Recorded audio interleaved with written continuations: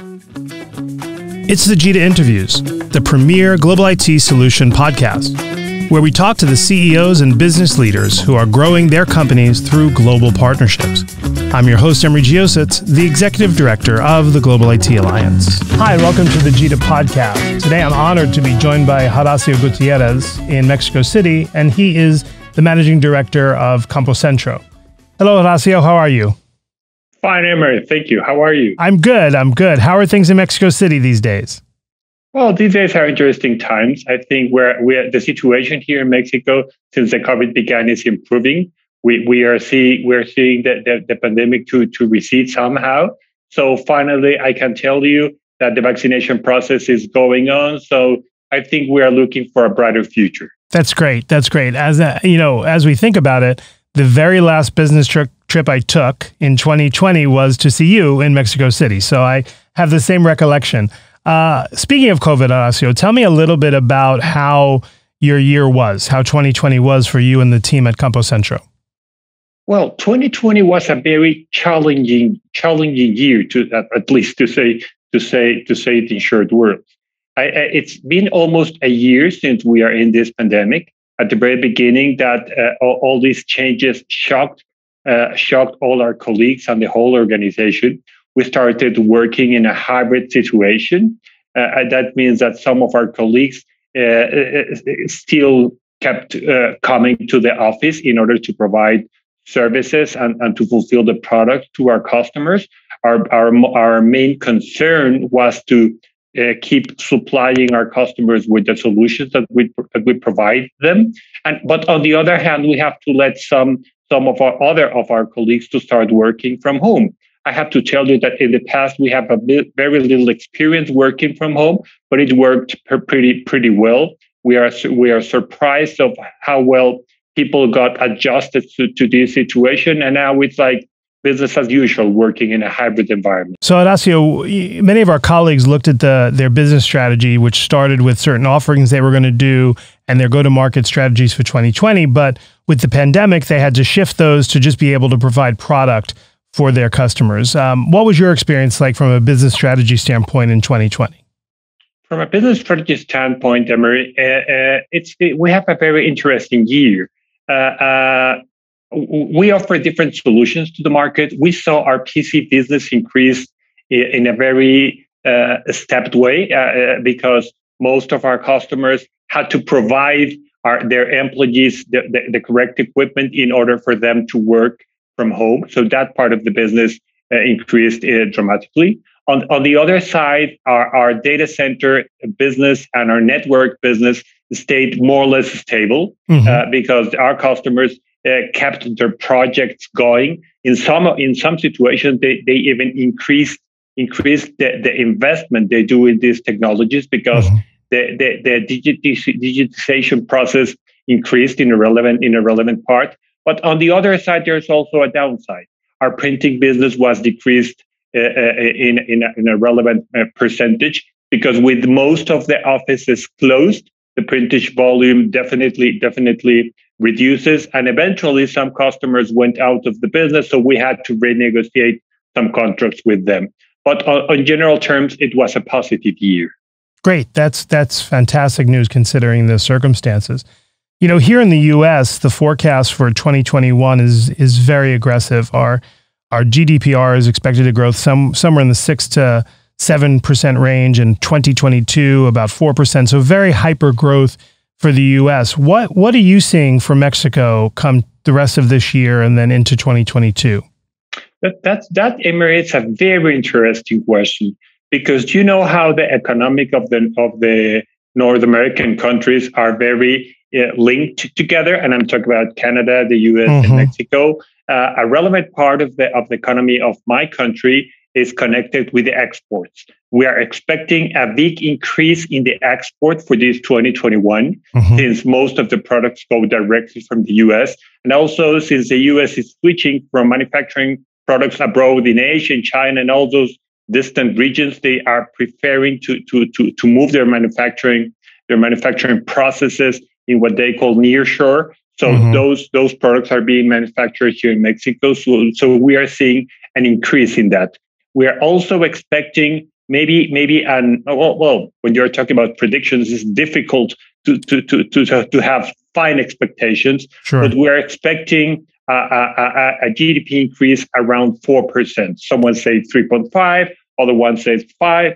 I will expect more something in the terms near 4%. We're also seeing some other activities of the economy to reopen, as the hospitality, especially the tourism. Mexico is an economy that is very dependent on tourism, and we're also expecting to have positive results from them. So my quick answer to your question is that we're expecting a positive year this 2021. That's great. That's great. And you mentioned some of the offerings that you traditionally have. What do you see as your business strategy or how to service your customers for the rest of this year and into 2022? Are any of your offerings changing, growing bigger, some smaller? What are you seeing in regards to that?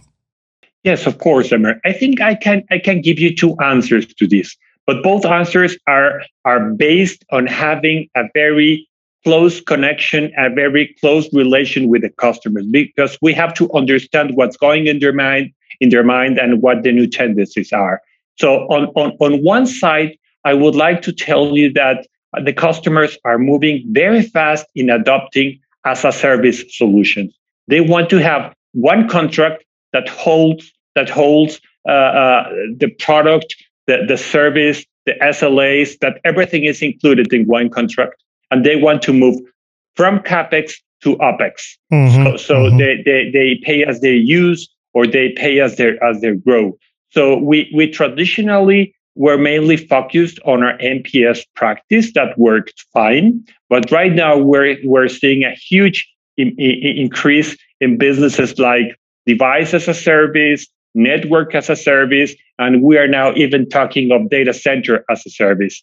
On the other side, we're seeing that the business models are switching, because I cannot tell you that all the customers are moving to the cloud. They are more thinking in a hybrid environment, an environment where some applications are run on premise, but some others are run on the cloud, and both need to be connected, one between the other. So we are trying to be prepared in order to attend these kinds of requirements of our customers. Being close to the customers and understanding their needs is definitely a must. Absolutely. So important. And what's interesting is I remember, we probably spent the last couple of years as organizations in IT trying to encourage customers to run to the cloud as fast as they can. And they were trepidatious and they took their time. And then when the pandemic hit, they all were sprinting to the cloud to be able to support their end user community. So very interesting from that perspective. When you see the way customers today are consuming technology and the offerings that you mentioned and all that, is there one particular area that you see customers demanding more so than ever before? More solutions that they are demanding more. They are looking for solutions to have their processes digitized.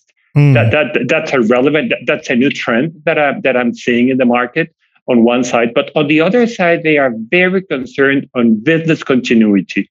Business continuity is a must. In these days, when we eventually see that one of these big IT companies go down, to say Google or Facebook or whatever, they don't want to be in that situation. Even when our customers could have smaller operations, they know IT is critical to fulfill the requirements of their customers. So I'm seeing a big increase in the level of the SLAs that they're expecting, and to keep the lights on as much as possible with as little downtime. They are very resistant to have a downtime in their operation. Sure. No, that makes perfect sense. I've had the true honor to visit your location many times and get to know so many of the employees at Compucentro, which has been phenomenal. When you look at your staff, who's very loyal and have been with you many years, what are you most proud of from 2020 on the way your organization performed? I think the capacity to adapt. The capacity to adapt to a changing environment. I can tell you that living in Mexico, we are faced with a new reality each and every day, and that's part. Maybe I don't know if of our genes or something like that, but reality changes so fast. But what happened in 2020 was something dramatic, something that we haven't seen in our lifetimes. And the capacity for our people to adapt, for example, I have people that live by themselves in their houses and they are very committed. They have spending a lot more time working in their homes than they traditionally do in the office.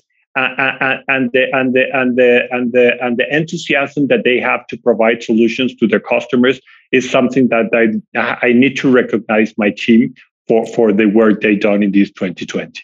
Yeah, absolutely. Absolutely. I know even my interaction with them, there was never a time when they were not responsive and there as if they were in the office. So to commend you and Pedro on that great organization at Compucentro. So, the Alliance, you are one of the original members of the Global IT Alliance. I've had the pleasure of working with you since 2013. Talk a little bit about how important the Global IT Alliance is to you from a membership perspective and how your organization utilizes it best. Sure. I think I can find three attributes that the Global IT Alliance has helped us in Compucentro to face this challenging environment. One is that being part of the Global IT Alliance, first of all, is a differentiator that we have to face our customers and to face our vendors or the vendors we work with. It's something that it's an attribute that we want to show everyone that we have, and that makes us different from the rest of the participants on this market. Second, I can tell you that being a member of the Global IT Alliance has helped us increase customers both in Mexico and worldwide. And we as a company that are very, very interested in supporting customers for the lifetime, getting a new customer, and having the responsibility for attending a customer that was originated somewhere else in the world by some other partner of the Global IT Alliance. It's a great responsibility, and we want to keep that customer satisfied for the long run. Mm-hmm. And on the other hand, that being a member of the Global IT Alliance has helped us to increase our footprint in the market, helping us to increase the market share that we hold in the Mexican market. Yeah, that's great. And of course, I believe it was in 2019 you were awarded HP's Partner of the Year. So congratulations on that. Oh, and that's a great award for you and your organization. How do you see the global customer changing post-pandemic? How do you see them kind of approaching the way they do global business? Well, that's a very interesting question because the global customer sees the whole world as one country. They are expecting to receive not only the same products, but the same services and the same financial conditions. So the global customers wants to be helped the same way in Singapore, that in Sao Paulo, that in any part or any region. Of course, they understand there are differences from one country to the other, but the standards that they have are the same. And when they talk to their local branches, or to the people that operate in their local branches, the headquarters or the regional managers send those people on the line what the expectation for product, for services, and for pricing and for delivery are. That's very challenging in these times because maybe as you know, we are facing tough times regarding the delivery dates or delivery time for some products. But they understand, and what they appreciate the most is to have a close partner, a close global partner that understands their needs and are open and frank with them and tells them what to expect in the current situation. Very true. Very true. Thank you. That's great perspective on that. You mentioned it, so I'll ask you about it. When you see the future of all technology growing the way it is, and yet we have shortages of chips and glass and all these things around the world, the overall pipeline for product and the overall manufacturing flow. What are you seeing in regards to that? I know a lot of manufacturing occurs in Mexico. How do you see that playing out from a constrained product perspective? Well, I think I can answer you in two ways. First, I can tell you how we are handling the situations in the current moment. In the current moment, when a customer could be requiring for a specific product, and we have to tell you, Mr. Customer, I don't have an estimated time of arrival for that product, but I do have this other product that meets the characteristics in the more closed way. So if that's okay for you, I can offer you this one instead of the other. Unfortunately, I can tell you that most of the customers understand the situation and they are okay with finding replacements from their original requirements. Mm-hmm. On the other side, it's hard for me to tell you when the supply is going to stabilize.